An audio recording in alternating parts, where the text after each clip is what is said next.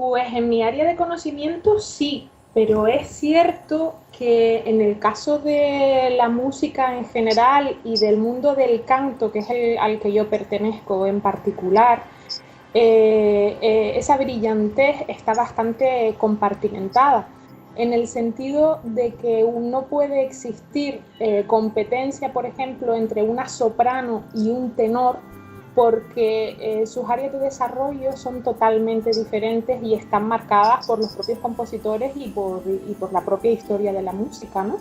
Entonces sí que creo que realmente las mujeres tienen oportunidades de brillar y destacar en el campo de la música. Aunque si bien es cierto que hay ámbitos que están tanto vetados para las mujeres, como es el caso de la dirección orquestal. Hay muy pocas mujeres que son directoras de orquesta, y a pesar de que ahora están saliendo pues muchas más, ¿no? O bueno, por ejemplo, el caso muy conocido de esa orquesta innombrable que hasta hace muy pocos años no permitía tener mujeres en su plantilla. No creo que tanto por una cuestión de machismo, sino por una cuestión de tradición. Pero en general sí que creo que en el campo de la música, como lo que se valora es la excelencia técnica e interpretativa, hombres y mujeres estamos un poco más equilibrados y sí que realmente tenemos más oportunidades de destacar.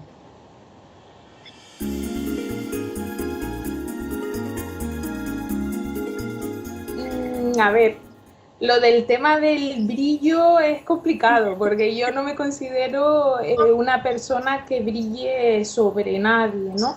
Pero sí que creo que es verdad que tanto en mi profesión como en todas las profesiones en general, nosotras tenemos que hacer el análisis de detectar cuáles son nuestras verdaderas capacidades y cuáles son aquellos ámbitos de nuestra profesión que ya sea por trabajo o disciplina o por talento, ¿no? Que es una palabra que en el mundo de las artes es más importante de lo que a veces hay trabajo, pero hay una parte de talento también. Tenemos un poco que detectar esas áreas de nuestro conocimiento en las cuales podemos destacar más, ¿no? Y a nivel personal, yo creo que lo que sí, no que me haga brillar sobre, sino que me diferencia de otras intérpretes, es la sensibilidad. La sensibilidad en la interpretación y la capacidad también de conectar con el público a través de mis propias emociones.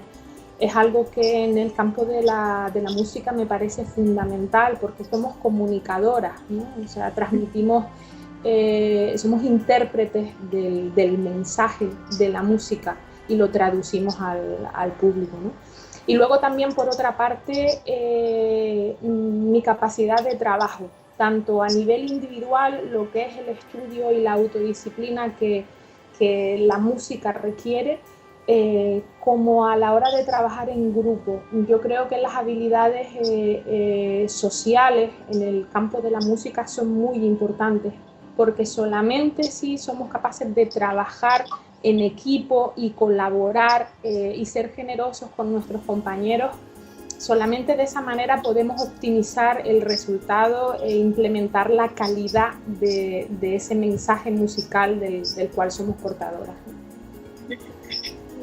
No, eso es fundamental. O sea, yo creo que las mujeres en general somos muy autocríticas. Tenemos en ese sentido y también en otros ámbitos de la vida, tenemos una capacidad de autoanálisis que precisamente yo creo que es una de las cosas que más nos puede hacer brillar a las mujeres, porque los hombres no son quizás tan analíticos, y generalizo mucho, pero creo que sí que es cierto.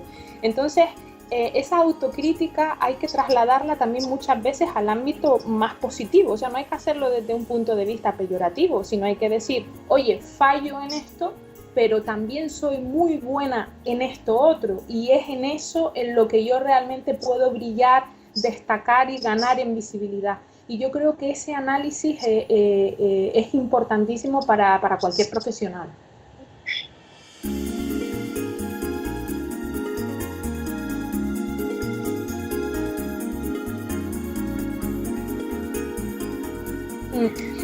Fundamental el trabajo.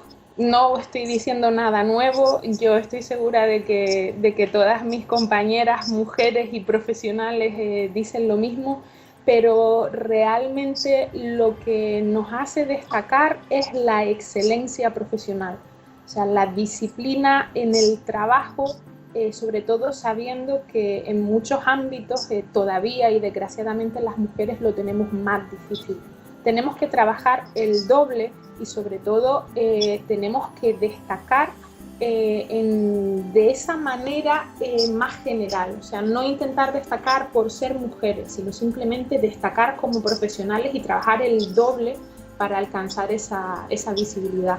Yo creo que el trabajo, el estudio, el compromiso con la profesión son realmente los elementos que hacen una vía única para llegar a esa excelencia profesional, que es lo que nos hace ser visibles y ser importantes como mujeres profesionales, ¿no?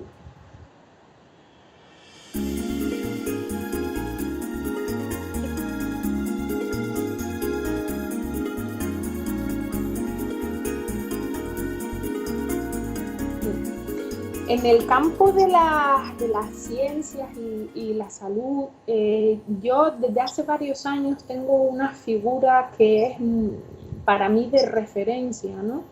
Y la descubrí casualmente pues a través del cine, ¿no? A través de la película Ágora de Alejandro Amenábar. Que es el personaje de Hipatia de Alejandría, ¿no? Que es la protagonista de la película. Era una figura histórica que yo, a pesar de ser historiadora, pues la verdad es que no conocía. Y a raíz de la película, pues me interesé un poco en conocer su historia y cuán de cierto tenía la película, ¿no? Porque al fin y al cabo es una dramatización de un hecho histórico y hay que tener un poquito de cuidado siempre con estas cosas. Y la verdad es que me llamó muchísimo la atención, ya no solo por ser la primera mujer matemático que realmente está constatada en la historia y por encabezar la escuela neoplatónica en Alejandría, ¿no? En todo Egipto, que realmente es increíble pensar que era una mujer, ¿no? En esa época la que realmente era la cabeza de la escuela. Esta señora enseñaba en su propia casa, tenía una pléyade de alumnos que la rodeaban, pero sobre todo lo que siempre me ha llamado la atención es la libertad tan grande que tenía Hipatia, ¿no? Tanto a nivel de su propio conocimiento como a nivel personal, con el tema de la religión, ¿no? Por ejemplo, ella se negó a adoptar la religión cristiana, pero también se negaba a practicar de manera abierta cualquier tipo de paganismo, porque ella era una científica y ella creía en la ciencia y creía en lo que ella misma era capaz de descubrir. En ese sentido, me parece una personalidad notablemente transgresora en una época en la cual la religión era una cuestión de Estado, ¿no? Y la verdad es que es un personaje que me parece muy, muy interesante y de hecho de sus escritos ya se destila un poco esa mentalidad femenina más libre y un poco rompedora con la situación establecida. En el campo de la política y los feminismos, entroncando también un poco con el personaje de Hipatia, muy a nivel personal, para mí sigue siendo referencial la figura de Simone de Beauvoir. Ella es muy conocida por sentar las bases del feminismo en su obra El segundo sexo, ¿no? Pero además de eso, a mí me gusta mirar a Simone como mujer simplemente que estaba en un momento histórico especialmente dinámico y ella escoge sus opciones, escoge defender el comunismo, escoge defender el ateísmo, se coloca como abanderada del existencialismo, ¿no? Y es una mujer que toma decisiones en un momento en el cual todavía la mujer desgraciadamente no era capaz de decidir. Y eso yo lo relaciono también de manera muy llamativa con la relación que tuvo con Sartre. Era una relación poligámica, libre, abierta, básicamente Simone sigue siendo un ejemplo de cómo hacer lo que quieres en una situación sociopolítica totalmente adversa, ¿no? Y sin embargo allí estaba. Me parece un ejemplo de valentía, tanto en el campo de la literatura, en donde también brilló especialmente, como en su campo filosófico-político, ¿no? Me parece realmente un personaje excepcional y que quizás está a veces oculto detrás de su obra, y a veces nos pasa con los grandes hombres y también con las grandes mujeres, que están ocultos detrás de sus obras y a veces nos olvidamos de las personas. Y la personalidad de Simone de Beauvoir es una personalidad, vamos, incuestionable. Y en el campo de los emprendimientos y las nuevas tecnologías, la verdad es que no me quiero quedar con nadie así en concreto, ¿no? Porque creo que todas las mujeres en estos tiempos tan duros de crisis que corren, estamos rodeadas de mujeres que están continuamente emprendiendo. Mujeres que a veces incluso no tienen la formación, pero que se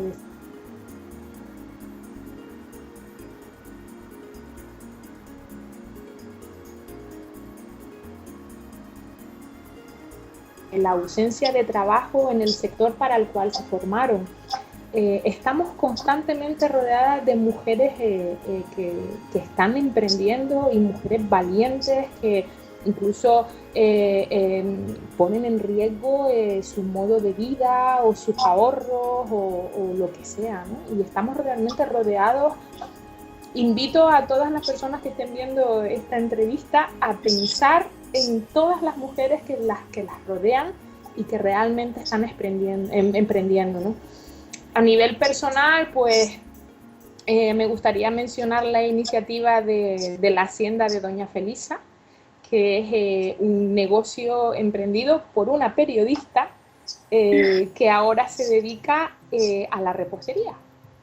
Ha encontrado, ella, siguiendo la línea del análisis de las capacidades, ella ha encontrado una capacidad nueva que estaba allí y ha encontrado una manera de reconvertirse y readaptarse, ¿no? Y es un negocio, una idea de negocio muy bonita, con repostería que además intenta ser sana y saludable, pues con menos azúcar, con ingredientes naturales. Y la verdad es que es un proyecto que me llama mucho la atención, ¿no? Y también por otro lado, pues está el proyecto del Café de Vita, que un poco más o menos lo mismo, ¿no? En una época en la cual el sector de la hostelería y de los servicios pues está en crisis, porque cada vez vemos más negocios cerrados de este tipo, pues hay que tener mucho valor pues para iniciar un proyecto en un sector que es deficitario y que salga bien, porque la verdad es que el Café de Vita es un proyecto que va viento en popa y que también se basa pues en la comunicación tú a tú con el cliente, un trato muy personal, un local pequeño, en la repostería casera, en todo un tema de servicio al trabajador, ya no tanto desde el punto de vista turístico aquí en Canarias. Y son todas mujeres que un poco pues salen de la nada y de repente se plantan en la calle con sus propios negocios y sus propias iniciativas.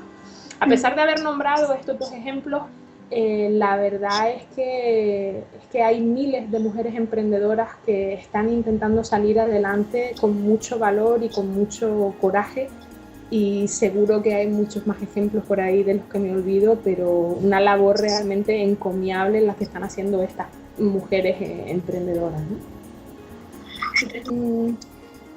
Es muy fácil en los momentos de crisis dejarse arrastrar por el derrotismo, ¿no? Porque yo, por ejemplo, en mi caso personal, siempre me he dedicado a la música y soy increíblemente afortunada porque siempre he vivido de la música. Es algo que realmente es complicado. Yo tengo muchos compañeros que se dedican parcialmente a la música, pero luego a lo mejor tienen otros trabajos que no tienen absolutamente nada que ver con ella. Y en ese sentido soy una privilegiada porque no he dejado en ningún momento vida con la música. Pero yo me imagino que debe de ser muy duro que estés desempeñando a lo mejor durante 15, 20, 25 años un trabajo y de repente te veas sin él.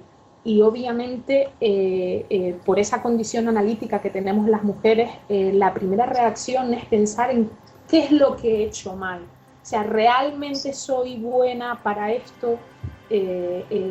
¿Por qué me ha pasado esto a mí y no a otra? Etcétera, etcétera, etcétera. Este tipo de cosas que es muy femenino también, ¿no? Muchas mujeres nos comemos mucho la cabeza con este tipo de historias, ¿no?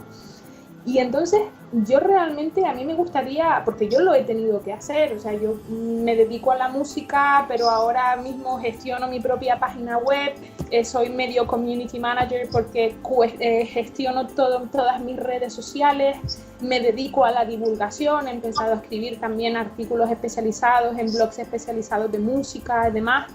Y yo es eso, yo en un momento dado y ya a nivel muy personal me paré a pensar de, oye, además de la música, ¿qué más puedo hacer que me guste y que creo que se me dé bien?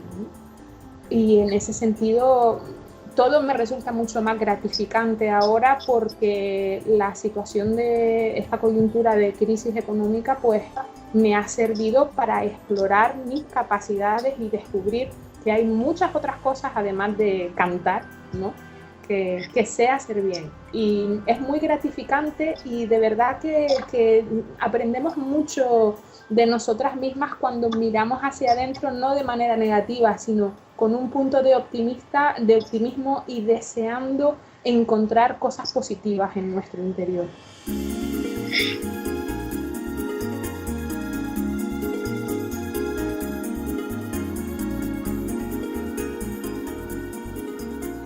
Hombre, yo le pondría un 11, realmente. Le pondría un 11 porque me parece una idea estupenda, porque si algo he aprendido en los últimos años en los cuales me he asentado como profesional, es que la interdisciplinariedad es de las cosas que más pueden enriquecer a un profesional. Y en ese sentido yo creo que es una idea estupenda que exista un foro en donde las mujeres puedan compartir sus vivencias como mujeres y sus vivencias como profesionales independientemente del sector en el cual centren su actividad. Así que me parece una idea fantástica y ojalá que tenga continuidad durante los próximos años porque realmente en ese concepto que yo defiendo, que es el de explorar las capacidades, las mujeres nos podemos apoyar mucho y también podemos ayudarnos las unas a las otras a detectar esas nuevas posibilidades de exploración de nuestras virtudes personales, ¿no?